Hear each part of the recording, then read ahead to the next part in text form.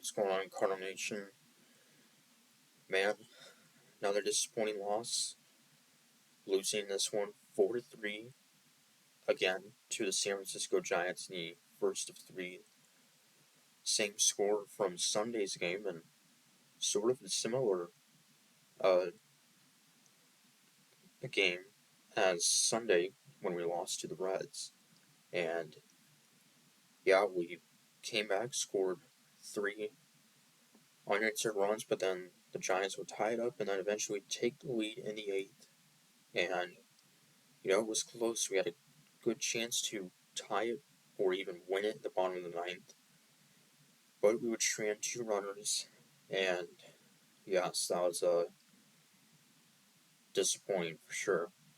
So the Giants would take a 1-0 lead in the top of the third.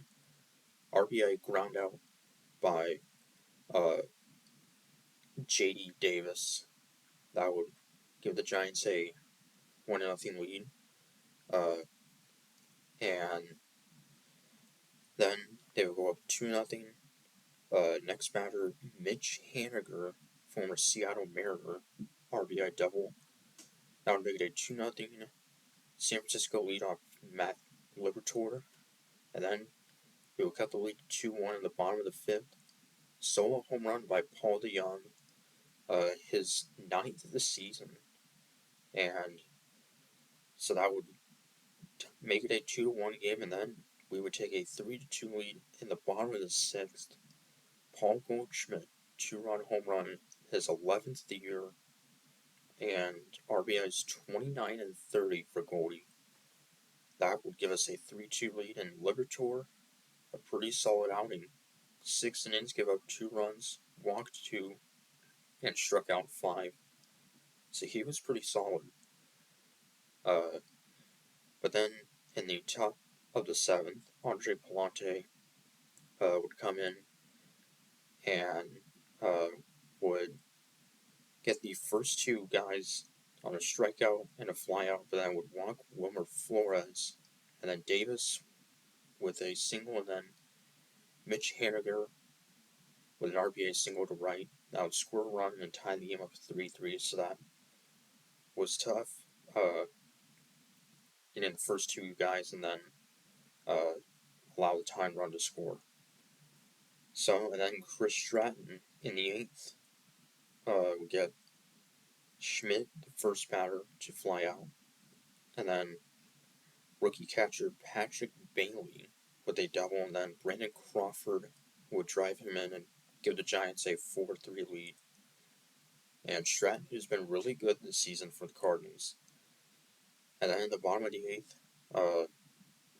Brendan Donovan a leadoff hit, and then Nolan Gorman with a base hit to then put runners on first and third for Nolan Arenado, and then he would pop out for the second out, and then the Giants would bring on their closer in the eighth inning, Camilo Doval. Very hard thrower. Wills Contreras would walk on 4 pitches to load the bases, but then Dylan Carlson would fly out to center, so we would strand the bases loaded.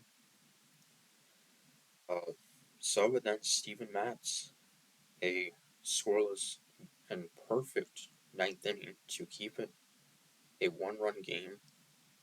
And then at the bottom of the ninth, Jordan Walker a leadoff hit, but then Paul DeYoung would run into a double play. And then down to our last out, Tommy Edman with a walk. He would then steal a second. Brendan Donovan would then be hit by a pitch to then bring the winning run to the plate, and a base hit possibly would just tie the game. Extra base hit would win it, and that was Paul Goldschmidt, but on the first pitch, on a sinker pitch, he would ground out to the pitcher, Doval, and yes, that would end it, and that's just a very, very disappointing loss. Just stranded a lot of runners, and just should have scored in that bottom of the eighth inning with the bases loaded.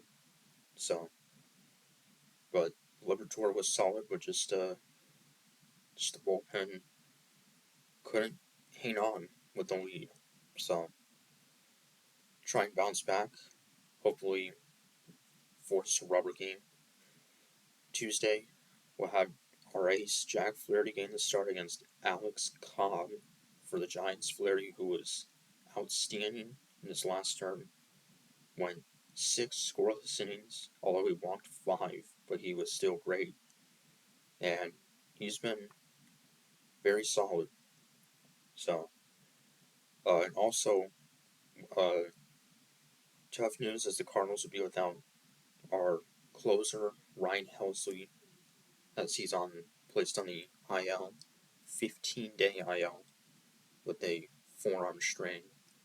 So, and Jake Woodford called up from the minors. So, that's a big loss, losing arguably our best reliever.